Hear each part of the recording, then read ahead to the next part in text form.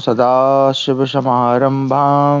श्रीशङ्कराचार्यमध्यमाम् अस्मदाचार्यपर्यन्तां वन्दे गुरुपरम्परां। ध्येयं सदा परिभवग्नमभीष्टदोहं तीर्थास्पदं शिवविरञ्चिनुतं शरण्यं विद्यार्थिहं प्रणतपालभवाब्धिपोतं वन्दे महापुरुषते चरणारविन्दं। सच्चिदानन्दरूपाय विश्वोत्पत्त्यादिहेतवे तापत्रयविनाशाय श्रीकृष्णाय वयं नुमा। आप सभी का स्वागत है आज के हमारे शास्त्र दिन की कक्षा में, जहां हम अध्ययन कर रहे हैं महाभारत। इसके पूर्व की कक्षा में हमने अध्ययन किया कि जो अभिमन्यु है वो अब चक्रव्यूह में प्रवेश कर चुका है और वह चक्रव्यूह में प्रवेश करके बड़े बड़े महारथियों को, बड़े बड़े धुरंधर जो कौरव पक्ष के कहे गए हैं उनको परास्त कर रहा है। और एक एक करके उसके जो पराक्रम है उसकी प्रशंसा सुनकर जो दुर्योधन है वो भी कहीं विचलित होता है और उसकी प्रशंसा भी करता है। उसके अलावा हमने देखा कि वो शल्य को, यहाँ तक कि द्रोणाचार्य को, दुर्योधन, दुशासन सभी को परास्त कर देता है। और अब हम उसी के क्रम में आगे पढ़ेंगे जहां पर वो 6 महारथियों से एक साथ युद्ध करेगा। तो मतलब लगभग ये क्या बोलते हैं, चक्रव्यूह के अंत में पहुंच चुका है। तो हमारा है आज का सप्तचत्वारिंशोऽध्याय यानी कि 47वां अध्याय, अभिमन्यु का पराक्रम, 6 महारथियों के साथ घोर युद्ध और उसके द्वारा वृंदारक तथा 10,000 अन्य राजाओं के सहित कौशल नरेश बृहद्बल का वध। धृतराष्ट्रोवाचो तथा प्रविष्टं तरुणं सौभद्रम् अपराजितं कुलानुरूपं कुर्वाणं संग्रामे स्वपलायिनम् अजानीये हि सुबलिभिः यान्तम् अश्वैः स्त्रीहायनैः प्लवमानमिवाकाशे केशूरः समवारयन्। संजयोवाच अभिमन्यु प्रविश्यैस्तांस्तावकान् निशितैः शरैः अकरोत् पार्थिवान् सर्वान् विमुखान् पाण्डुनन्दनः। धृतराष्ट्र बोले, संजय, कभी पराजित न होने वाला, युद्ध में कभी पीठ न दिखाने वाला तरुण सुभद्रा कुमार अभिमन्यु जब इस प्रकार जयद्रथ की सेना में प्रवेश करके अपने कुल के अनुरूप पराक्रम प्रकट कर रहा था और 3 वर्ष की अवस्था वाले अच्छी जाति के बलवान घोड़ों द्वारा मानो आकाश में तैरता हुआ आक्रमण कर रहा था, उस समय किन सूरवीरों ने उसे रोका था। संजय ने कहा, राजन, पांडुकुल नंदन अभिमन्यु ने उस सेना में प्रविष्ट होकर आपके इन सभी राजाओं को अपने तीखे बाणों द्वारा युद्ध से विमुख कर दिया। तब द्रोणाचार्य, कृपाचार्य, कर्ण, अश्वत्थामा, बृहद्बल और हृदिक पुत्र कृतवर्मा, इन 6 महारथियों ने उसे चारों ओर से घेर लिया। महाराज, सिंधुराज जयद्रथ पर बहुत भार आया देख आपकी सेना ने राजा युधिष्ठिर पर धावा किया तथा कुछ अन्य महाबली योद्धाओं ने अपने 4 हाथ के धनुष खींचते हुए वहां वीर अभिमन्यु पर बाण रूपी जल की वर्षा प्रारंभ करती। परंतु शत्रुवीरों का संहार करने वाले अभिमन्यु ने संपूर्ण विद्याओं में प्रवीण उन समस्त महाधनुर्धरों को रण क्षेत्र में अपने बाणों द्वारा स्तब्ध कर दिया। अर्जुन कुमार अभिमन्यु ने द्रोण को 50, बृहद्बल को 20, कृतवर्मा को 80, कृपाचार्य को 60, अश्वत्थामा को कान तक खींचकर छोड़े हुए स्वर्णमय पंखयुक्त महावेगशाली 10 बाणों द्वारा घायल कर दिया। अर्जुन कुमार ने शत्रुओं के मध्य में खड़े हुए कर्ण के कान में पानीदार पैने और उत्तम बाण द्वारा गहरी चोट पहुंचाई। कृपाचार्य के चारों घोड़ों तथा उनके 2 पार्श्व रक्षकों को धराशायी करके छाती में 10 बाणों द्वारा प्रहार किया। तदनंतर बलवान अभिमन्यु ने कुरुकुल की कीर्ति बढ़ाने वाले वीर वृंदारक को आपके वीर पुत्रों के देखते देखते मार डाला। तब शत्रुदल के प्रधान वीरों का बेटके वध करते हुए अभिमन्यु को अश्वत्थामा ने 25 बाण मारे। आर्य अर्जुन कुमार ने भी आपके पुत्रों के देखते देखते तुरंत ही अश्वत्थामा को पैने बाणों द्वारा बीन्ह डाला। तब द्रोण पुत्र ने तीखी धार वाले तेज और भयंकर 60 बाणों द्वारा अभिमन्यु को बीन्ह डाला, परंतु बीन्ह कर भी वह मैनाक पर्वत के समान स्थित अभिमन्यु को कंपित न कर सका। महातेजस्वी बलवान अभिमन्यु ने स्वर्णमय पंख से युक्त 73 बाणों द्वारा अपने अपकारी अश्वत्थामा को पुनः घायल कर दिया। तब अपने पुत्र के प्रति स्नेह रखने वाले द्रोणाचार्य ने अभिमन्यु को 100 बाण मारे। साथ ही अश्वत्थामा ने भी अपने पिता की रक्षा करते हुए रण क्षेत्र में उस पर 8 बाण चलाए। तत्पश्चात कर्ण ने 22, कृतवर्मा ने 20, बृहद्बल ने 50 तथा शरद्वान के पुत्र कृपाचार्य ने अभिमन्यु को 10 भल्ल मारे। उन सबके चलाए हुए तीखे बाणों द्वारा सबोर से पीड़ित हुए सुभद्रा कुमार ने उन सभी को 10-10 बाणों से घायल कर दिया। तत्पश्चात कौशल नरेश बृहद्बल ने एक बाण द्वारा अभिमन्यु की छाती में चोट पहुंचाई। हरेक अभिमन्यु ने उनके चारों घोड़ों तथा ध्वज धनुष एवं सारथी को भी पृथ्वी पर मार गिराया। रथहीन होने पर कौशल नरेश ने हाथ में ढाल और तलवार ले ली तथा अभिमन्यु के शरीर से उसके कुंडल युक्त मस्तक को काट लेने का विचार किया। इतने में ही अभिमन्यु ने एक बाण द्वारा कौशल नरेश राजपुत्र बृहद बल के हृदय में गहरी चोट पहुंचाई। इससे उनका वक्षस्थल विदीर्ण हो गया और वे गिर पड़े। इसके बाद अशुभ वचन बोलने वाले तथा खड्ग एवं धनुष धारण करने वाले 10,000 महामनस्वी राजाओं का भी उसने संहार कर डाला। इस प्रकार महाधनुर्धर अभिमन्यु बृहद बल का वध करके आपके योद्धाओं को अपने बाण रूपी जल की वर्षा से शब्द करता हुआ रण क्षेत्र में विचरने लगा। इस प्रकार हमारा 47वां अध्याय समाप्त हुआ। 48वां अध्याय अभिमन्यु द्वारा अश्वकेतु, भोज और कर्ण के मंत्री आदि का वध एवं 6 महारथियों के साथ घोर युद्ध और उन महारथियों द्वारा अभिमन्यु के धनुष, रथ, ढाल और तलवार का नाश। संजयोवाच सकर्णं कर्ण्याकर्णे पुनर्विभ्याद फाल्गुनी सरहि पंचाशता चयनम अविद्यत कोपयन भृशम प्रतिविभ्याद राधेयस्तावद् तावद्भी अथ तम पुनः शरीराचित सर्वांगो वह वसोभत भारत कर्णम चाप्यकरोत् क्रुद्धो रुधिरोत पीडवाहिनम कर्णोपि विभौ सूरा सरिश्छिन्नो सृगाप्लुतः। संजय कहते हैं, राजन, तदनंतर अर्जुन कुमार अभिमन्यु ने एक बाण द्वारा कर्ण के कान में चोट पहुंचाई और उसे क्रोध दिलाते हुए उसने 50 बाण मारकर अत्यंत घायल कर दिया। भरत नंदन, तब राधा पुत्र कर्ण ने भी अभिमन्यु को उतने ही बाणों से बीन डाला और उसका सारा अंग बाणों से व्याप्त होने के कारण बड़ी शोभा पा रहा था। पर क्रोध में भरे हुए अभिमन्यु ने कर्ण को भी बाणों से क्षत विक्षत करके उसे रक्त की धारा बहाने वाला बना दिया। उस समय सूरवीर कर्ण भी बाणों से छिन्न भिन्न और खून से लथपथ हो बड़ी शोभा पाने लगा।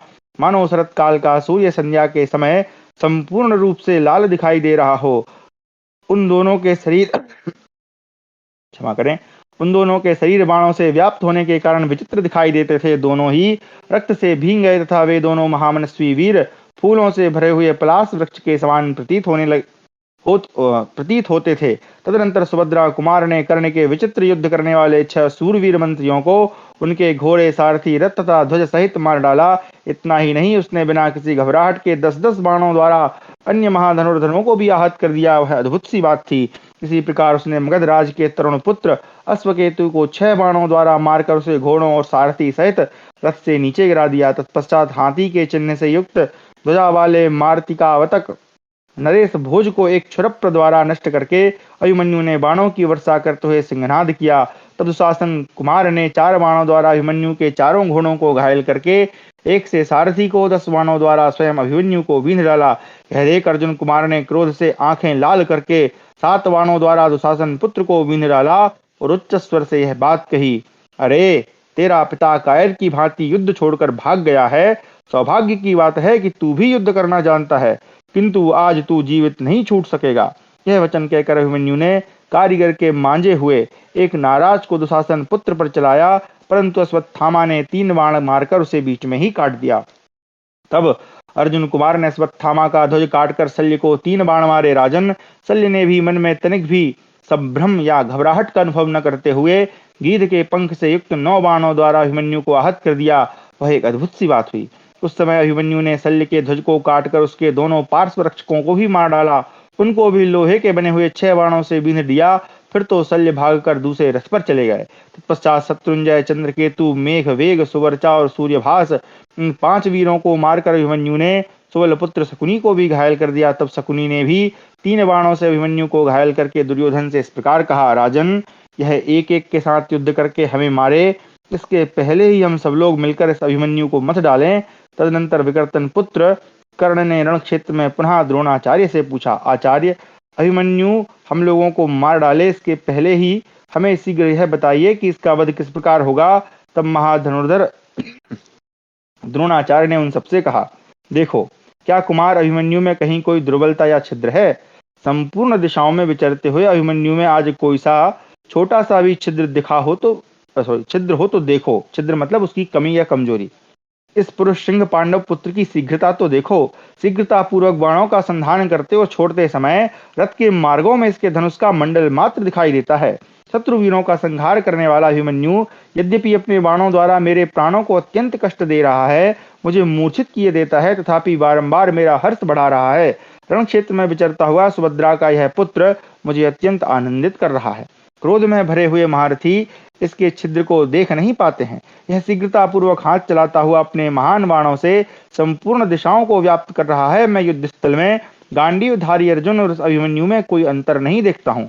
तदनंतर कर्ण ने अभिमन्यु के बाणों से आहत होकर पुनः द्रोणाचार्य से कहा, आचार्य, मैं अभिमन्यु के बाणों से पीड़ित हो डटे रहना ही क्षत्रिय का धर्म है, अन्यथा मैं कहीं भाग गया होता। अच्छा, ये उसने ब्रैकेट में लिखा है, मतलब वो यही कह रहा है कि भाई मेरा धर्म है इसलिए रुका हूं, नहीं तो मैं भाग जाता, क्योंकि अभिमन्यु तो बहुत तेज है। तेजस्वी कुमार अभिमन्यु के अत्यंत दारुण और अग्नि के समान तेजस्वी घोर बाण आज मेरे वक्षस्थल को विदीर्ण किए देते हैं। यह सुनकर द्रोणाचार्य ठहाका मारकर हंसते हुए से धीरे धीरे कर्ण से इस प्रकार बोले, कर्ण, अभिमन्यु का कवच अवेद्य है। यह तरुण वीर शीघ्रता पूर्वक पराक्रम प्रकट करने वाला है। मैंने इसके पिता को कवच धारण करने की विधि बताई है। शत्रु नगरी पर विजय पाने वाला यह वीर कुमार निश्चय ही वह सारी विधि जानता है, अतः इसका कवच तो अवेद्य ही है, परंतु मनोयोग पूर्वक चलाए हुए बाणों से इसके धनुष प्रत्यंचा को काटा जा सकता है। साथ ही इसके घोड़ों को तथा दोनों पार्श्व रक्षकों को भी नष्ट किया जा सकता है। महाधनुर्धर राधा पुत्र, यदि कर सको तो यही करो। अभिमन्यु को युद्ध से विमुख करके पीछे इसके ऊपर प्रहार करो। धनुष लिए रहने पर तो उसे संपूर्ण देवता और असुर भी नहीं जीत सकते। यदि तुम इसे परास्त करना चाहते हो तो इसके रथ और धनुष को नष्ट कर दो। आचार्य की यह बात सुनकर विकर्तन पुत्र कर्ण ने बड़ी उतावली के साथ अपने बाणों द्वारा शीघ्रता पूर्वक हाथ चलाते हुए अस्त्रों का प्रयोग करके अभिमन्यु के धनुष को काट दिया। भोजवंशी कृतवर्मा ने उसके घोड़े मार डाले और कृपाचार्य ने दोनों पार्श्व रक्षकों का काम तमाम कर दिया। शेष महारथी धनुष कट जाने पर अभिमन्यु के ऊपर बाणों की वर्षा करने लगे। इस प्रकार शीघ्रता करने के अवसर पर शीघ्रता करने वाले 6 निर्दय महारथी एक रथहीन बालक पर बाणों की बौछार करने लगे। धनुष कट जाने और रथ के नष्ट हो जाने पर तेजस्वी वीर अभिमन्यु अपने धर्म का पालन करते हुए ढाल और तलवार हाथ में लेकर आकाश में उछल पड़ा। अर्जुन कुमार अभिमन्यु कौशिक आदि मार्गों यानी पैतरों द्वारा शीघ्रकारिता और बल पराक्रम से पक्षीराज गरुड़ की भांति भूतल की अपेक्षा आकाश में ही अधिक विचरण करने लगा। मतलब वो तलवार लेके उछलने कूदने लगा। सम्रांगण में छिद्र देखने वाले योद्धा जान पड़ता है यह मेरे ही ऊपर तलवार लिए टूट पड़ता है। इस आशंका से ऊपर की ओर दृष्टि करके महाधनुर्धर अभिमन्यु को बींधने लगे।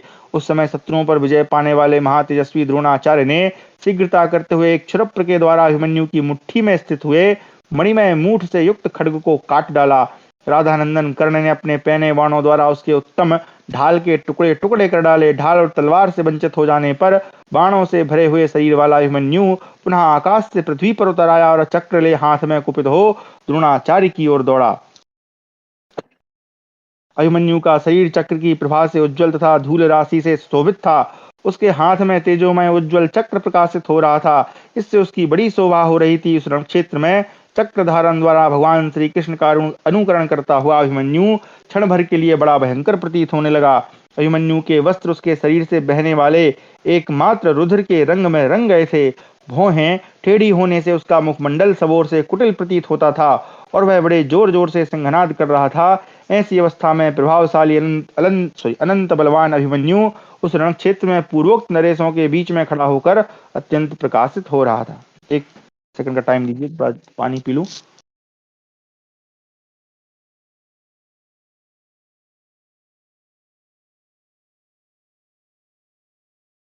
हमारा है 49वां अध्याय। अभिमन्यु का कालिकेय बसाती और कैकय रथियों को मार डालना एवं 6 महारथियों के सहयोग से अभिमन्यु का वध और भागती हुई अपनी सेना को युधिष्ठिर का आश्वासन देना। संजयोवाच विष्णोः स्वसुनन्दकरः सविष्णवा युधभूषणः रराजातिरथा शङ्खे जनार्दन इवापरः मारुतोद्धूतकेशान्तं मुद्यतारीवरायुधं वपुः समीक्ष्य पृथिवीशा दुःसमीक्षं सुरैरपि तचक्रं भृशमुद्विग्ना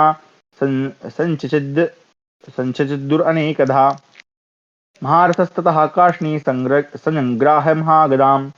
संजय कहते हैं, राजन, भगवान श्री कृष्ण की बहन सुभद्रा को आनंदित करने वाला तथा श्री कृष्ण के समान चक्र रूपी आयुष से सुशोभित होने वाला अतिरथी वीर अभिमन्यु उस युद्ध स्थल में दूसरे श्री कृष्ण के समान प्रकाशित हो रहा था।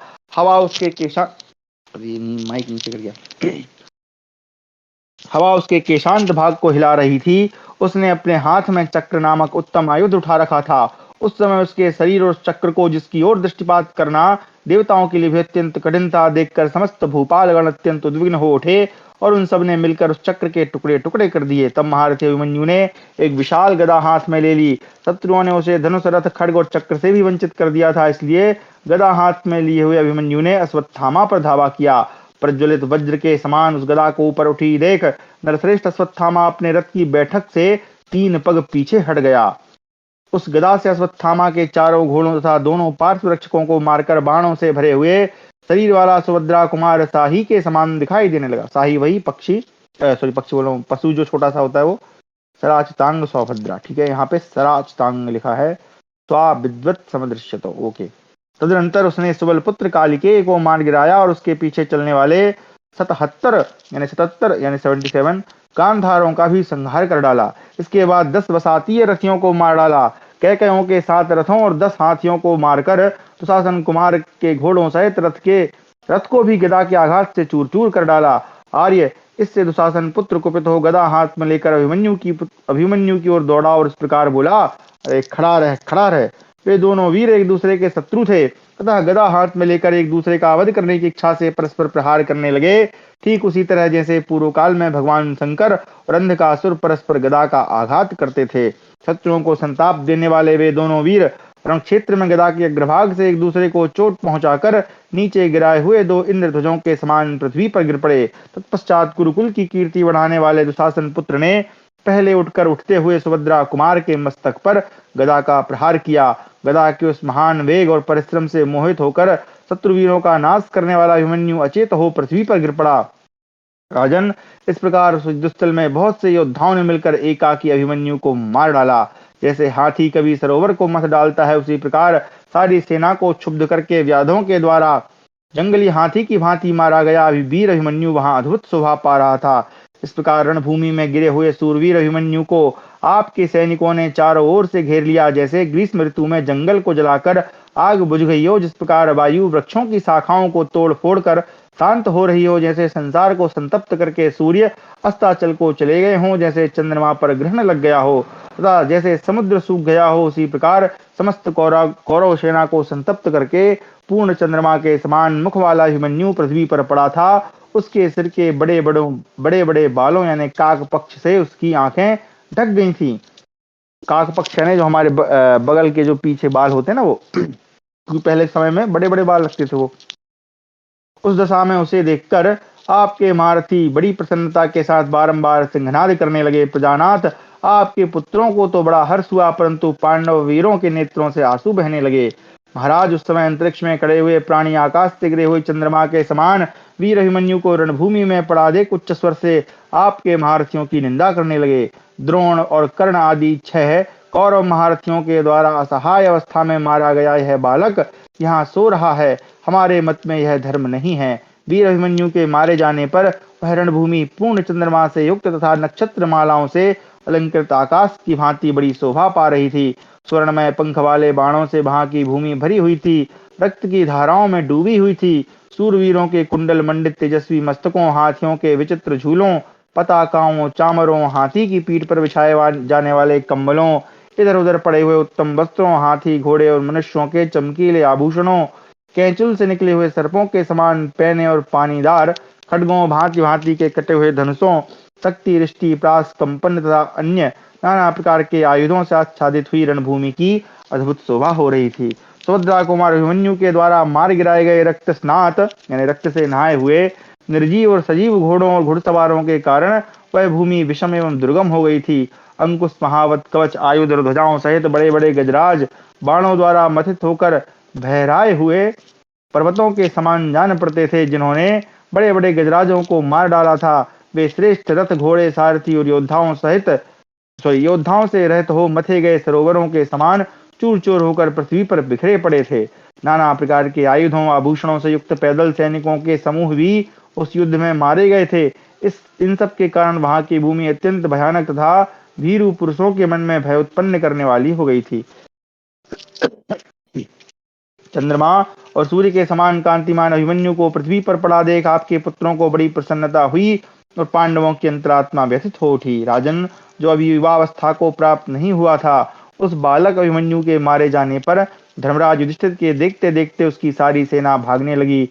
सुभद्रा कुमार के धराशायी होने पर अपनी सेना में भगदड़ पड़ी देख अजातशत्रु युधिष्ठिर ने अपने पक्ष के उन वीरों से यह वचन कहा, यह सूर्यवीर अभिमन्यु जो प्राणों पर खेल गया परंतु युद्ध में पीठ न दिखा सका, निश्चय ही स्वर्गलोक में गया है। तुम सब लोग धैर्य धारण करो, भयभीत न हो। हम लोग रण क्षेत्र में शत्रुओं को अवश्य जीतेंगे। महातेजस्वी और परम कांतिमान योद्धाओं में श्रेष्ठ धर्मराज युधिष्ठिर ने अपने दुखी सैनिकों से ऐसा कहकर उनके दुख का निवारण किया।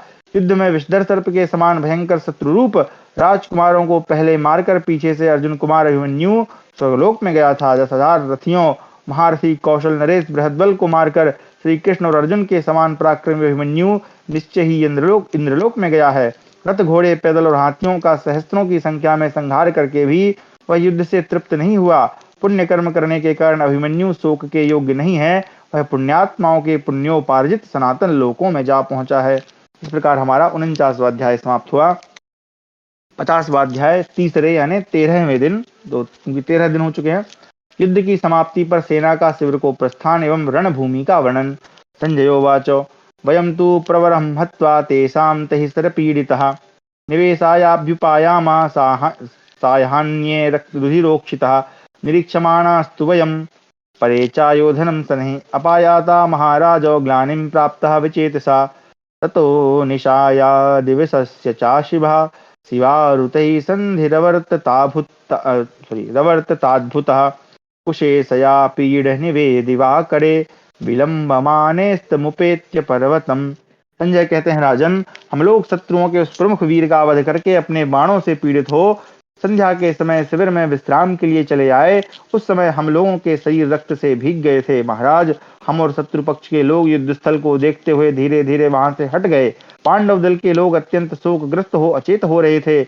उस समय जब सूर्य अस्ताचल पर पहुंचकर ढल रहे थे, कमल निर्मित मुकुट के समान जान पड़ते थे।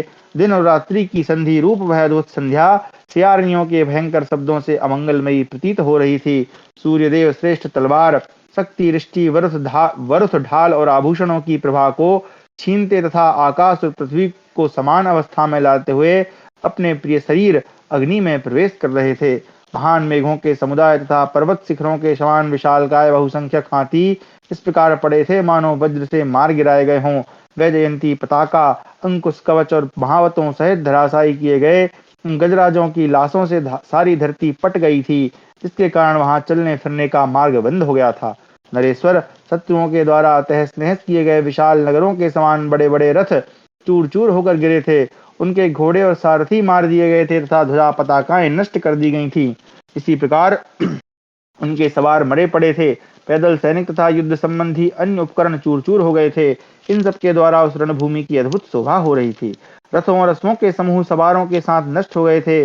भिन्न भिन्न प्रकार के भांड यानी बर्तन या पात्र कह सकते हैं और आभूषण छिन्न भिन्न होकर पड़े थे। या आप यहाँ पे चूंकि भांड शब्द है, भांड का अर्थ वैसे होता है कि कोई ऐसा क्या बोलते हैं, बर्तन टाइप का या कुछ आप कह सकते हैं जिसमें कुछ सामग्री रखे जाए, तो वो वैसा, ठीक है। तो मनुष्यों और पशुओं की जिह्वा, दांत, आंत और आंखें बाहर निकल आई थी। इन सबसे वहां की भूमि अत्यंत घोर और विकराल दिखाई देती थी। योद्धाओं के कवच, आभूषण, वस्त्र और आयुध छिन्न भिन्न हो गए थे। हाथी, घोड़े तथा रथों का अनुसरण करने वाले पैदल मनुष्य अपने प्राण खोकर पड़े थे। जो राजा और राजकुमार बहुमूल्य सैयाओं तथा बिछौनों पर शयन करने योग्य थे, वे ही उस समय मारे जाकर अनाथ की भांति पृथ्वी पर पड़े थे। कुत्ते, सियार, कौए, बगुले, गरुण, भेड़िए, तेंदुए, रक्त पीने वाले पक्षी, राक्षसों के समुदाय तथा अत्यंत भयंकर पिशाचगण उस रणभूमि में बहुत प्रसन्न हो रहे थे। वे मृतकों की त्वचा विदीर्ण करके उनके बसा तथा रक्त को पी रहे थे, मज्जा और मांस खा रहे थे, चर्बियों को काट कर चबा लेते थे तथा बहुत से मृतकों को इधर उधर खींचते हुए वे हंसते और गीत गाते थे। उस समय श्रेष्ठ योद्धाओं ने रणभूमि में रक्त की नदी बहा दी थी, जो वैतरणी के समान दुष्कर एवं भयंकर प्रतीत होती थी। उसमें जल की जगह रक्त की ही धारा बहती थी। ढेर के ढेर शरीर उसमें बह रहे थे। उसमें तैरते हुए रथ नाव के समान जान पड़ते थे। हाथियों के शरीर वहां की पर्वत की चट्टानों के समान व्याप्त हो रहे थे। मनुष्यों की खोपड़ियां प्रस्तर खंडों यानी पत्थर के टुकड़ों के समान और मांस कीचड़ के समान जान पड़ते थे। वहां टूटे फूटे हुए नाना प्रकार के शस्त्र समूह मालाओं के समान प्रतीत होते थे। वह अत्यंत भयंकर नदी रणक्षेत्र के मध्य भाग में बहती और मृतकों तथा जीवितों को भी बहा ले जाती थी, जिनकी ओर देखना भी कठिन था। ऐसे भयंकर पिशाच समूह वहां खाते पीते और गर्जना करते थे। समस्त प्राणियों का विनाश करने वाले वे पिशाच बहुत ही प्रसन्न थे। कुत्तों और सियारों पक्षियों को भी समान रूप से भोजन सामग्री प्राप्त हुई थी। प्रदोष काल में यमराज के राज्य की वृद्धि करने वाली वह युद्ध भूमि बड़ी भयंकर दिखाई देती थी। वहां सबोर नाचते हुए कबंध यानी धड़ व्याप्त हो रहे थे। यह देखते हुए उभय पक्ष के योद्धाओं ने वहां से धीरे धीरे चलकर उस युद्ध स्थल को त्याग दिया। उस समय हम लोगों ने देखा इंद्र के समान महाबली अभिमन्यु क्षेत्र में गिरा दिया गया है। उसके बहुमूल्य आभूषण छिन्न भिन्न होकर शरीर से दूर जा पड़े हैं और वह यज्ञ वेदी पर भविष्य रहित अग्नि के समान निस्तेज हो गया है। इस प्रकार हमारा 50वां अध्याय समाप्त हुआ। 51वां अध्याय युधिष्ठिर का विलाप। संजयोवाच हते तस्मिन् महावीर्ये सौभद्रे रथयूतपे विमुक्तरथसन्नाः सर्वे निक्षिप्तकार्मुकाः उपोपविष्टां राजानं परिवार्य युधिष्ठिरं तदेव युद्धं ध्यायन्तः सौभद्रगतमानसः। ततो युधिष्ठिरो राजा विललाप सुदुःखिता अभिमन्यु हते वीरे भ्रातृः पुत्रे महारथे। संजय कहते हैं, राजन, महापराक्रमी रथयूतपति सुभद्रा कुमार अभिमन्यु के मारे जाने पर समस्त पांडव रथी रथ और कवच का त्याग कर और धनुष को नीचे डालकर राजा युधिष्ठिर को चारों ओर से घेरकर उनके पास बैठ गए। उन सब का मन सुभद्रा कुमार अभिमन्यु में ही लगा था और वे उसी युद्ध का चिंतन कर रहे थे। उस समय राजा युधिष्ठिर अपने भाई के वीर पुत्र महारथी अभिमन्यु के मारे जाने के कारण अत्यंत दुखी हो विलाप करने लगे। अहो, कृपाचार्य शल्य राजा दुर्योधन, द्रोणाचार्य महाधनुर्धर अश्वत्थामा तथा अन्य महारथियों को जीत कर मेरा प्रिय करने की इच्छा से द्रोणाचार्य के निर्बाध सैन्य समूह को विनष्ट करके वीर शत्रु समूहों का संहार करने के पश्चात यह पुत्र अभिमन्यु मार गिराया गया है और अब रण क्षेत्र में सो रहा है। जो अस्त्र विद्या के विद्वान, युद्ध कुशल, कुलशील और गुणों से युक्त सूरवीर तथा अपने पराक्रम के लिए प्रसिद्ध थे, उन महाधनुर्धर महारथियों को परास्त करके देवताओं के लिए भी जिसका भेदन करना असंभव है तथा हमने जिसे पहले कभी ये देखा तक नहीं था, उस द्रोण निर्मित चक्र व्यूह का भेदन करके चक्रधारी श्री कृष्ण का प्यारा भांजा अभिमन्यु उसके भीतर उसी प्रकार प्रवेश कर गया जैसे सिंह गायों के झुंड में घुस जाता है। उसने रण क्षेत्र में प्रमुख शत्रुवीरों का वध करते हुए अद्भुत रण क्रीड़ा की थी। युद्ध में उसके सामने जाने पर शत्रु पक्ष के अस्त्र विद्या विशारद, युद्ध दुर्मद और महान धनुर्धर सूरवीर भी हतोत्साह होकर भाग खड़े होते थे। इस वीर अर्जुन कुमार ने युद्ध स्थल में हमारे अत्यंत शत्रु दुशासन को सामने आने पर शीघ्र ही अपने बाणों से अचेत करके भगा दिया। वही महासागर के समान दुस्तर द्रोण सेना को पार करके भी दुशासन पुत्र के पास जाकर यमलोक में पहुंच गया। सुभद्रा कुमार अभिमन्यु के मार दिए जाने पर अब मैं कुंती कुमार अर्जुन की ओर आंख उठाकर कैसे देखूंगा, अथवा अपने प्रिय पुत्र को अब नहीं देख पाने वाली महाभागा सुभद्रा के सामने कैसे जाऊंगा। हाय, हम लोग भगवान श्री कृष्ण और अर्जुन दोनों के सामने किस प्रकार यह अनर्थपूर्ण, असंगत और अनुचित वृत्तांत कह सकेंगे। मैंने ही अपने प्रिय कार्य की इच्छा विजय के विलासा रखकर सुभद्रा, श्री कृष्ण और अर्जुन का यह प्रिय कार्य किया है। लोभी मनुष्य किसी कार्य के दोष को नहीं समझता है, वह लोभ और मोह के वशीभूत होकर उसमें प्रवृत्त हो जाता है। मैंने मधु के समान मधुर लगने वाले राज्य को पाने की लालसा रखकर यह नहीं देखा कि इसमें ऐसे भयंकर पतन का भय है। हाय, जिस सुकुमार बालक को भोजन और शयन करने, सवारी पर चलने तथा भूषण वस्त्र पहनने में आगे रखना चाहिए था, उसे हम लोगों ने युद्ध में आगे कर दिया। वह तरुण कुमार अभी बालक था, युद्ध की कला में पूरा प्रवीण नहीं हुआ था, फिर गहन वन में फंसे हुए सुंदर अश्व की भांति वह उस विषम संग्राम में कैसे सकुशल रह सकता था। यदि हम लोग अभिमन्यु के साथ ही उस रण क्षेत्र में शयन न कर सके तो अब क्रोध से उत्तेजित हुए अर्जुन के शोकाकुल नेत्रों से हमें अवश्य दग्ध होना पड़ेगा। जो लोभ रहित, बुद्धिमान, लज्जाशील, क्षमावान, रूपवान, बलवान, सुंदर शरीरधारी, दूसरों को मान देने वाले, प्रीति पात्र, वीर और सत्य पराक्रमी हैं, जिनके कर्मों की देवता लोग भी प्रशंसा करते हैं, जिनके कर्म सबल एवं महान हैं, जिन पराक्रमी वीर ने निवात कवचों तथा कालकेय नामक दैत्यों का विनाश किया था, जिन्होंने आंखों की पलक मारते मारते हिरण्यपुर निवासी इंद्र शत्रु पौलोम नामक दानवों का उनके गणों सहित संहार कर डाला था, तथा जो सामर्थ्यशाली अर्जुन अभय की इच्छा रखने वाले शत्रुओं को भी अभय दान देते हैं, उन्हीं के बलवान पुत्र की हम लोग रक्षा नहीं कर सके। अहो, महाबली धृतराष्ट्र पुत्रों पर बड़ा भारी भय आ पहुंचा है, क्योंकि अपने पुत्र के वध से कुपित हुए अर्जुन कौरवों को सोख लेंगे, उनका मूलोच्छेद कर डालेंगे। दुर्योधन नीच है, उसके सहायक भी ओछे स्वभाव के हैं, अतः वह निश्चय ही अर्जुन के हाथों अपने पक्ष का विनाश देखकर शोक से व्याकुल हो जीवन का परित्याग कर देगा, जिसमें बल और पुरुषार्थ की कहीं तुलना नहीं थी। देवेंद्र कुमार अर्जुन के पुत्र इस अभिमन्यु को रणक्षेत्र में मारा गया देख अब मुझे विजय, राज्य, अमृत अथवा देवलोक की प्राप्ति भी प्रसन्न नहीं कर सकती। इस प्रकार हमारा 51वां अध्याय समाप्त हुआ। 52वां अध्याय विलाप करते हुए युधिष्ठिर जी के पास व्यास जी का आगमन और अकंपन नारद संवाद की प्रस्तावना करते हुए मृत्यु की उत्पत्ति का प्रसंग आरंभ करना। अब यहाँ से हमारी कथा जो है थोड़ी सी युद्ध से विमुख होगी। तो अब इसका क्रिटिकल एडिशन तो मैंने नहीं देखा है, लेकिन इस प्रकार से जो है लेखक जो है वो प्रसंग भंग करते हैं। हो सकता है कई लोग इसको प्रक्षिप्त मान लें कि भाई अचानक से युद्ध की बात चलते चलते ये प्रसंग बीच में कहाँ से आ गया। तो कई बार प्रसंग इसलिए भंग किया जाता है कि अब चूंकि इतने समय से युद्ध ही चल रहा है, वीर वीर रसी है या घृणा जुगुप्सा इत्यादि हैं, तो थोड़ा सा प्रसंग भंग करके पाठक का जो मन है वो अलग दिशा में ले जाने का प्रयास किया जाता है। अब क्रिटिकल एडिशन देखना पड़ेगा उसमें क्या टिप्पणी है। चलिए आरंभ करते हैं। संजयोवाच अथैनं विलपन्तं तं कुन्तीपुत्रं युधिष्ठिरं कृष्णद्वयं पायनस्तत्र आजगाम महान् ऋषि अर्चित्वा यथा न्यायम् उपविष्टं युधिष्ठिरा अब्रवीच्छोकसन्तप्तो भ्रातुः पुत्रवधेन च धर्मे युक्त बहुभिः परिवार्य महारथैः युद्धमानो महेश्वासैः सौभद्रो निहतो रणे। संजय कहते हैं, राजन, इस प्रकार विलाप करते हुए कुंती पुत्र युधिष्ठिर के पास वहां महर्षि श्री कृष्ण द्वयंपायन व्यास जी आए। उस समय युधिष्ठिर ने उनकी यथायोग्य पूजा की और जब वे बैठ गए तब भतीजे के वध से शोक संतप्त हो युधिष्ठिर जी उनसे इस प्रकार बोले, मुने, बहुत से अधर्मपरायण महाधनुर्धर महारथियों ने चारों ओर से घेर कर रणक्षेत्र में युद्ध करते हुए सुभद्रा कुमार अभिमन्यु को असहायावस्था में मार डाला। शत्रुवीरों का संहार करने वाला अभिमन्यु ही बालक था, बालोचित बुद्धि से युक्त था। विशेषता संग्राम में वह उपयुक्त साधनों से रहित होकर युद्ध कर रहा था। मैंने युद्ध स्थल में उससे कहा था कि तुम व्यूह में हमारे लिए प्रवेश द्वार बना दो, तब वह द्वार बनाकर भीतर प्रविष्ट हो गया और जब हम लोग उसी द्वार में व्यूह में प्रवेश करने लगे उस समय जयद्रथ ने हमें रोक दिया।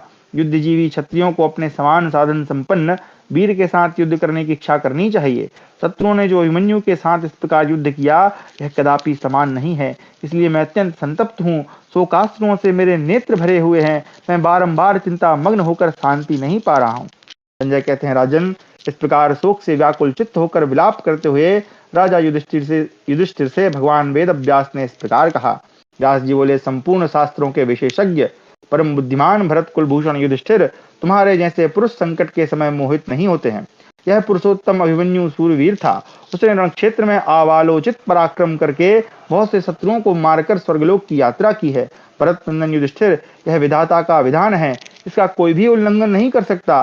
मृत्यु देवताओं, दानवों तथा गंधर्वों के भी प्राण हर लेती है। युधिष्ठिर बोले, मुने, ये महाबली भूपाल गण सेना के मध्य में जाकर मृत नाम धारण करके पृथ्वी पर सो रहे हैं। इनमें से कितने ही राजा 10,000 हाथियों के समान बलवान थे तथा कितनों के वेग और बल वायु के समान थे। वे सब मनुष्य एक समान रूप वाले हैं जो दूसरे मनुष्यों द्वारा युद्ध में मार डाले गए हैं। इन प्राण शक्ति संपन्न वीरों का युद्ध में कहीं कोई वध करने वाला मुझे नहीं दिखाई देता था, क्योंकि ये सब के सब पराक्रम से संपन्न और तपोबल से संयुक्त थे। जिनके हृदय में सदा एक दूसरे को जीतने की अभिलाषा रहती थी, वे ही ये बुद्धिमान नरेश आयु समाप्त होने पर युद्ध में मारे जाकर धरती पर सो रहे हैं। अतः इनके विषय में मृत शब्द सार्थक हो रहा है। ये भयंकर पराक्रमी भूमिपाल प्रायः मर गए कहे जाते हैं। ये सूरवीर राजकुमार चेष्टा और अभिमान से रहे तो शत्रुओं के अधीन हो गए थे। वे कुपित होकर बाणों की आग में कूद पड़े थे। मुझे संदेह होता है कि इन्हें मर गए ऐसा क्यों कहा जाता है। मृत्यु किसकी होती है, किस निमित्त से होती है तथा वह किस लिए इन प्रजाओं यानी प्राणियों का अपहरण करती है। देवतुल्य पितामह, ये सब बातें आप मुझे बताइए। संजय कहते हैं, राजन, इस प्रकार पूछते हुए कुंतीपुत्र युधिष्ठिर ने मुनिवर भगवान व्यास ने यह आश्वासनजनक वचन कहा। व्यास जी बोले, नरेश्वर, जानकार लोग इस विषय में एक प्राचीन इतिहास का दृष्टांत दिया करते हैं। वह इतिहास पूर्व काल में नारद जी ने राजा अकंपन से कहा था। राजेंद्र, राजा अकंपन को भी अपने पुत्र की मृत्यु का बड़ा भारी शोक प्राप्त हुआ था, जो मेरे विचार में सबसे अधिक असह्य दुख है। इसलिए मैं तुम्हें मृत्यु की उत्पत्ति का उत्तम वृत्तांत बताऊंगा। उसे सुनकर तुम स्नेह बंधन के कारण होने वाले दुख से छूट जाओगे। यह उपाख्यान समस्त पाप राशि का नाश करने वाला है। मैं इसका वर्णन करता हूँ, सुनो। यह धन और आयु को बढ़ाने वाला, शोक नाशक, पुष्टिवर्धक, पवित्र, शत्रु समूह का निवारक और मंगलमयी कार्यों में सबसे अधिक मंगल कारक है। जैसे वेदों का स्वाध्याय पुण्यदायक होता है, उसी प्रकार यह उपाख्यान भी है। महाराज, दीर्घायु, पुत्र, राज्य और संपत्ति चाहने वाले श्रेष्ठ राजाओं को प्रतिदिन प्रातःकाल इस इतिहास का श्रवण करना चाहिए। तात प्राचीन काल की बात है। सत्य युग में अकंपन नाम से प्रसिद्ध एक राजा थे। वे युद्ध में शत्रुओं के वश में पड़ गए। राजा के एक पुत्र था जिसका नाम था हरि। वह बल में भगवान नारायण के समान था। वह अस्त्र विद्या में पारंगत, मेधावी, श्री संपन्न तथा युद्ध में इंद्र के तुल्य पराक्रमी था। वह रण क्षेत्र में शत्रुओं द्वारा घिर जाने पर शत्रु पक्ष के योद्धाओं और गजारोहियों पर बारंबार सहस्त्रों बाणों की वर्षा करने लगा। युधिष्ठिर, वह शत्रुओं को संताप देने वाला वीर राजकुमार, संग्राम में दुष्कर पराक्रम दिखाकर अंत में शत्रुओं के हाथ से वहां सेना के बीच में मारा गया। राजा कंपन को बड़ा शोक हुआ। वे पुत्र का अंत्येष्टि संस्कार करके दिन रात उसी के शोक में मग्न रहने लगे। उनके अंतरात्मा को थोड़ा सा भी सुख नहीं मिला। राजा कंपन को अपने पुत्र की मृत्यु से महान शोक हो रहा था। यह जानकर देवर्षि नारद उनके समीप आए।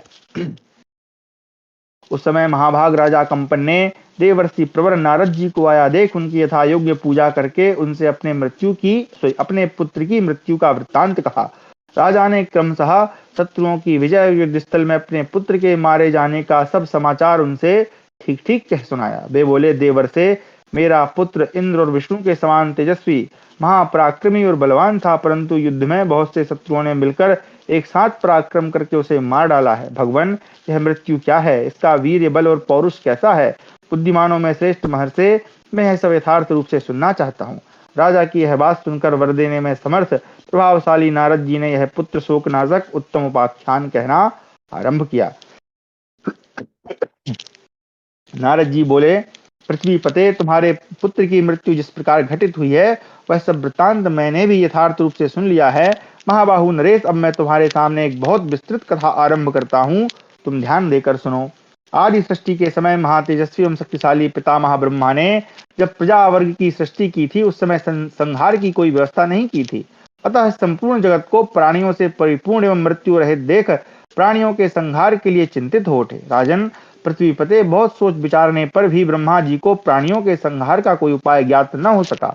महाराज, उस समय क्रोधवश ब्रह्मा जी के श्रवण नेत्र, यानी श्रवण यानी कान कह सकते हैं, नेत्र आदि इंद्रियों से अग्नि प्रकट हो गई। वह अग्नि इस जगत को दग्ध करने की इच्छा से संपूर्ण दिशाओं और विदिशाओं यानी कोणों में फैल गई। तदनंतर आकाश और पृथ्वी में सबोर आग की प्रचंड लपटें व्याप्त हो गईं। दाह करने में समर्थ एवं अत्यंत शक्तिशाली भगवान अग्निदेव महान क्रोध के वेग से सबको त्रस्त करते हुए संपूर्ण चराचर जगत को दग्ध करने लगे। इससे बहुत से स्थावर जंगम प्राणी नष्ट हो गए। तत्पश्चात राक्षसों के स्वामी जटाधारी दुखहारी स्थाणु नामधारी भगवान रुद्र परमेष्ठी भगवान ब्रह्मा जी की शरण में गए। प्रजा वर्ग के हित की इच्छा से भगवान रुद्र के आने पर परमदेव महामुनि ब्रह्मा जी अपने तेज से प्रज्वलित होते हुए से इस प्रकार बोले, अपने अभीष्ट मनोरथ को प्राप्त करने योग्य पुत्र, तुम मेरे मानसिक संकल्प से उत्पन्न हुए हो। मैं तुम्हारी कौन सी कामना पूर्ण करूं? स्थाणो, तुम जो कुछ चाहते हो बतलाओ, मैं तुम्हारा संपूर्ण प्रिय कार्य करूंगा। इस प्रकार हमारा 52वां अध्याय समाप्त हुआ। 53वां अध्याय शंकर और ब्रह्मा का संवाद, मृत्यु की उत्पत्ति तथा उसे समस्त प्रजा के संहार का कार्य सौंपा जाना। स्थाणुरुवाच, एक सेकंड में जरा श्लोक देख लूं ऊपर वाला। ततो रुद्रो जटि स्थाणु निशाचर प्रतिहरः गाम शरणम देवम ब्रह्मांडम परमेष्ठिनम। ठीक है। प्रजासर्ग निमित्तम ही कृतो यत्नस्त्वयाभिहो त्वया सृष्टा स्ववृद्धाश्च भूतग्रामा पृथक विधा तास्तवेह पुनः क्रोधात् प्रजा दह्यन्ति सर्वसा तादृष्ट्वा मम कारुण्यं प्रसीद भगवन् प्रभो। ब्रह्मोवाच, संहर्तुं न च मे कामो एतदेवं भवेदिति पृथिव्या हित कामं तु ततो मां मन्युराविशत्। स्थाणु यानी रुद्रदेव ने कहा, प्रभो, आपने प्रजा की सृष्टि के लिए स्वयं ही यत्न किया है। आपने ही नाना प्रकार के प्राणी समुदाय की सृष्टि में वृद्धि की है। आपकी वे ही सारी प्रजाएं पुनः आपके ही क्रोध से यहाँ दग्ध हो रही हैं। इससे उनके प्रति मेरे हृदय में करुणा भर आई है। अतः भगवान प्रभो, आप उन प्रजाओं पर कृपा दृष्टि करके प्रसन्न होइए। ब्रह्मा जी बोले, रुद्र, मेरी इच्छा यह नहीं है कि इस प्रकार इस जगत का संहार हो। वसुधा के हित के लिए ही मेरे मन में क्रोध का आवेश हुआ था। महादेव, इस पृथ्वी देवी ने भार से पीड़ित होकर मुझे जगत के संहार के लिए क्षमा करें, जगत के संहार के लिए प्रेरित किया था। यह सती साध्वी देवी महान भार से दबी हुई थी। मैंने अनेक प्रकार से इस अनंत जगत के संहार के उपाय पर विचार किया, परंतु मुझे कोई उपाय सूझ न पड़ा, इसलिए मुझ में क्रोध का आवेश हो गया। रुद्र ने कहा, वसुधा के स्वामी पितामह, आप रोष न कीजिए, जगत का संहार बंद करके प्रसन्न होइए। इन स्थावर जंगम प्राणियों का विनाश न कीजिए। भगवान, आपकी कृपा से यह जगत भूत भविष्य और वर्तमान 3 रूपों में विभक्त हो जाए। प्रभो, आपने क्रोध से प्रज्वलित होकर कृपा पूर्वक जिस अग्नि की सृष्टि की है, वह पर्वत, शिखरों, वृक्षों और सरिताओं को दग्ध कर रही है। यह समस्त छोटे छोटे जलाशयों, सब प्रकार के तृण और लताओं तथा स्थावर और जंगम जगत को संपूर्ण रूप से नष्ट कर रही है। इस प्रकार यह सारा चराचर जगत जलकर भस्म हो गया। भगवान, आप प्रसन्न होइए, आपके मन में रोष न हो, यही मेरे लिए आपकी ओर से वर प्राप्त हो। देव, आपके रचे हुए समस्त प्राणी किसी न किसी रूप में नष्ट होते चले जा रहे हैं, अतः आपका यह तेज स्वरूप क्रोध जगत के संहार से निवृत्त हो आप में ही विलीन हो जाए। प्रभु, आप प्रजा वर्ग के लिए अत्यंत हित की इच्छा से इनकी ओर कृपा पूर्ण दृष्टि से देखिए, जिससे ये समस्त प्राणी नष्ट होने से बच जाएं, वैसा कीजिए। संतानों का नाश हो जाने से जगत के संपूर्ण प्राणियों का अभाव न हो जाए। आदिदेव, आपने संपूर्ण लोकों में मुझे लोक सृष्टा के पद पर नियुक्त किया है। जगन्नाथ, यह चराचर जगत नष्ट न हो, इसलिए सदा कृपा करने को उद्यत रहने वाले प्रभु के सामने मैं ऐसी प्रार्थना कर रहा हूँ। नारद जी कहते हैं, राजन, प्रजा के हित के लिए महादेव का यह वचन सुनकर, श्रुत्वा हि वचनम देव, ठीक है, महादेव का यह वचन सुनकर भगवान ब्रह्मा ने पुनः अपनी अंतरात्मा में ही उस तेज क्रोध को धारण कर लिया। तब विश्ववंदित भगवान ब्रह्मा ने उस अग्नि का उपसंहार करके मनुष्यों के लिए प्रवृत्ति यानी कर्म और निवृत्ति यानी ज्ञान मार्गों का उपदेश दिया। उस क्रोधाग्नि का उपसंहार करते समय महात्मा ब्रह्मा जी की संपूर्ण इंद्रियों में से एक नारी प्रकट हुई, जो काले और लाल रंग की थी। उसकी जिह्वा, मुख और नेत्र पीले और लाल रंग के थे। राजेंद्र, वह तपाए हुए सोने के कुंडलों से सुशोभित थी और उसके सभी आभूषण तप्त स्वर्ण के बने हुए थे। वह उनकी इंद्रियों से निकलकर दक्षिण दिशा में खड़ी हुई और उन दोनों देवताओं एवं जगदीश्वरों की ओर देखकर मंद मंद मुस्कुराने लगी। महिपाल, उस समय संपूर्ण लोकों के आदि और अंत के स्वामी ब्रह्मा जी ने उस नारी को अपने पास बुलाकर उसे बारंबार सांत्वना देते हुए मधुरवाणी में मृत्यु यानी हे मृत्यु कहकर पुकारा और कहा, तू इन समस्त प्रजाओं का संहार कर। मृत्यु ये जो है संबोधन के लिए उपयोग किया गया है। देवी, तू संहार बुद्धि से मेरे रोष द्वारा प्रकट हुई है, इसलिए मूर्ख और पंडित सभी प्रजाओं का संहार करती रहे। मेरी आज्ञा से तुझे यह कार्य करना होगा, इससे तू कल्याण प्राप्त करेगी। ब्रह्मा जी के ऐसा कहने पर वह मृत्यु नाम वाली कमल लोचना अबला अत्यंत चिंता मग्न हो गई और फूट फूट कर रोने लगी। पितामह ब्रह्मा ने उसके उन आंसुओं को समस्त प्राणियों के हित के लिए अपने दोनों हाथों में ले लिया और उस नारी को भी अनुनय से प्रसन्न किया। इस प्रकार हमारा 53वां अध्याय समाप्त हुआ। 54वां अध्याय, मृत्यु की घोर तपस्या, ब्रह्मा जी के द्वारा उसे वर की प्राप्ति तथा नारद कंपन संवाद का उपसंहार। नारदोवाचो विनीया दुःखम अबला आत्मन्येव प्रजापतिम उवाच प्राञ्जलि भूत्वा लतेवावर्जितः पुनः। मृत्युर्वाच, त्वया सृष्टा कथम नारी ईदृशी व्रतांबर, क्रूरम कर्म हिता कुर्याम तदेव किमु जानति। पिब्येहमधर्माद्धि प्रसीद भगवन् प्रभो, प्रियान् पुत्रान् वयस्यांश भ्रातॄन् मातृ पितॄन् पतिः। वाह, यहाँ पर जो शब्द आए हैं ये भ्रातॄन् मातृ पितॄन् ये दीर्घ में आए हैं, जो प्रायशः एक साथ देखने को नहीं मिलते हैं क्योंकि ये संस्कृत के बड़े रेयर शब्द हैं। नारद जी कहते हैं, राजन, तदनंतर भय अबला अपने भीतर ही उस दुख को दबाकर झुकाई हुई लता के सामने विनम्र हो हाथ जोड़कर ब्रह्मा जी से बोली। मृत्यु ने कहा, वक्ताओं में श्रेष्ठ प्रजापते, आपने मुझे ऐसी नारी के रूप में क्यों उत्पन्न किया? मैं जानबूझकर वही क्रूरता पूर्ण अहितकर कर्म कैसे करूं? भगवान, मैं पाप से डरती हूँ, प्रभु मुझ पर प्रसन्न होइए। जब मैं लोगों के प्यारे पुत्रों, मित्रों, भाइयों, माताओं, पिताओं तथा पतियों को मारने लगूंगी, देव उस समय उनके संबंधी इन लोगों के मेरे द्वारा मारे जाने पर सदा मेरा अनिष्ट चिंतन करेंगे, अतः मैं इन सबसे बहुत डरती हूँ। भगवान, रोते हुए दीन दुखी प्राणियों के नेत्रों से जो आंसुओं की बूंदें गिरती हैं, उनसे भयभीत होकर मैं आपकी शरण में आई हूँ। देव सर्वश्रेष्ठ लोक पितामहा, मैं शरीर और मस्तक को झुकाकर हाथ जोड़कर विनीत भाव से आपकी शरणागत होकर केवल इसी अभिलाषा की पूर्ति चाहती हूँ कि मुझे यमराज के भवन में न जाना पड़े। ब्रजेश्वर, मैं आपकी कृपा से तपस्या करना चाहती हूँ। देव भगवान प्रभो, आप मुझे यही वर प्रदान करें।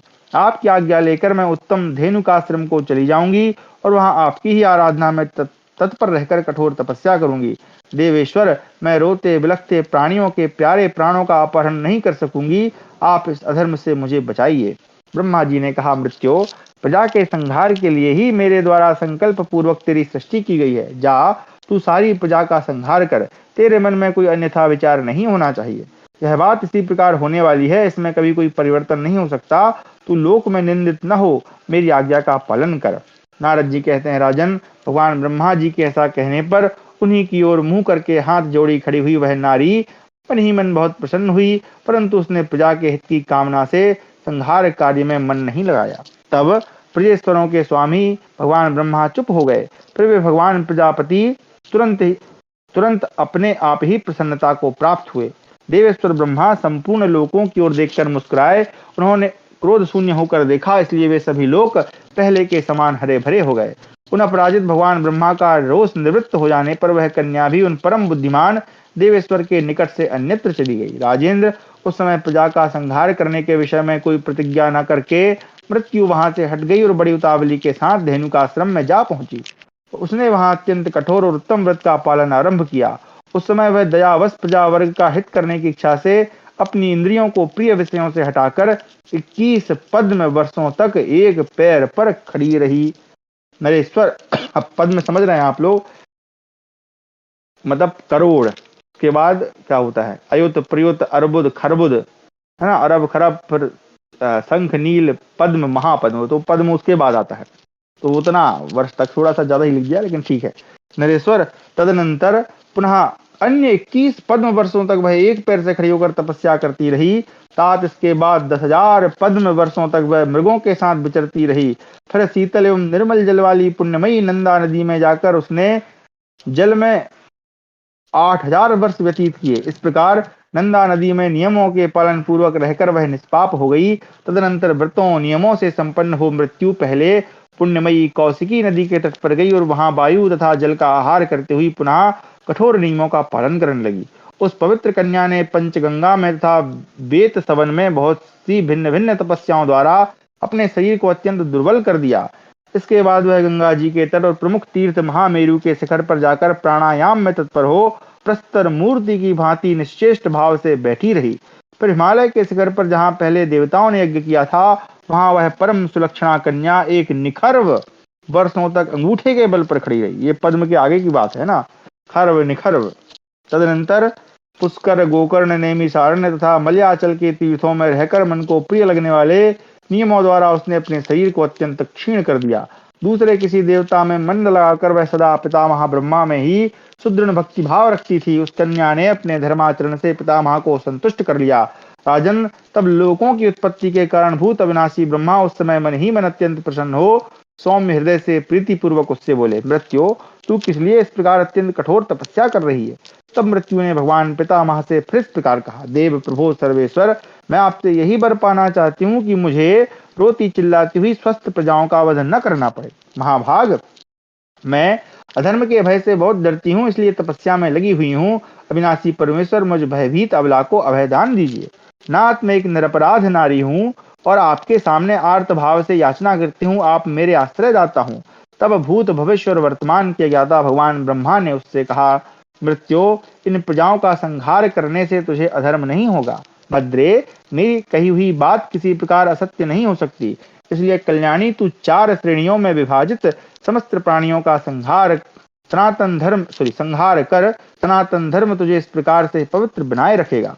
लोकपाल, यम तथा नाना प्रकार की व्याधियां तेरी सहायता करेंगी और मैं और संपूर्ण देवता तुझे पुनः वरदान देंगे, जिससे तू पाप मुक्त हो अपने निर्मल स्वरूप से विख्यात होगी। महाराज, उनके ऐसा कहने पर मृत्यु हाथ जोड़ मस्तक झुकाकर भगवान ब्रह्मा को प्रसन्न करके उस समय पुनः यह वचन बोली, प्रभो, यदि इस प्रकार यह कार्य मेरे बिना नहीं हो सकता तो आपकी आज्ञा मैंने सिरोधार्य कर ली, परंतु इसके विषय में आपसे मैं कुछ कहना चाहती हूँ, उसे ध्यान देकर सुनिए।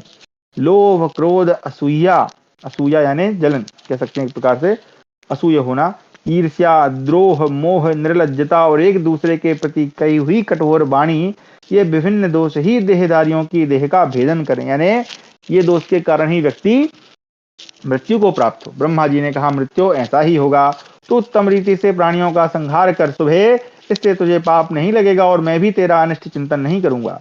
तेरे आंसुओं की बूंदें जिन्हें मैंने हाथ में ले लिया था, प्राणियों के अपने ही शरीरों से उत्पन्न हुई व्याधियां बनकर गतायु प्राणियों का नाश करेंगी। तुझे अधर्म की प्राप्ति नहीं होगी, इसलिए तू भय न कर, निश्चय ही तुझे पाप नहीं लगेगा। तू प्राणियों का धर्म और उस धर्म की स्वामिनी होगी, अतः सदा धर्म में तत्पर रहने वाली और धर्मानुकूल जीवन बिताने वाली धरित्री होकर इन समस्त प्राणियों के प्राणों का नियंत्रण कर। काम और क्रोध का परित्याग करके इस जगत के समस्त प्राणियों के प्राणों का संहार कर। ऐसा करने से तुझे अक्षय धर्म की प्राप्ति होगी। मिथ्याचारी पुरुषों को तो उनका अधर्म ही मार डालेगा। तू धर्माचरण द्वारा स्वयं ही अपने आप को पवित्र कर। असत्य का आश्रय लेने वाले प्राणी स्वयं अपने आप को पाप पंक में, पंक यानी पाप, पंक मतलब कीचड़, पाप के कीचड़ में डुबो लेंगे, पाप पंक लिखा है। इसलिए अपने मन में आए हुए काम और क्रोध का त्याग करके तू समस्त जीवों का संहार कर।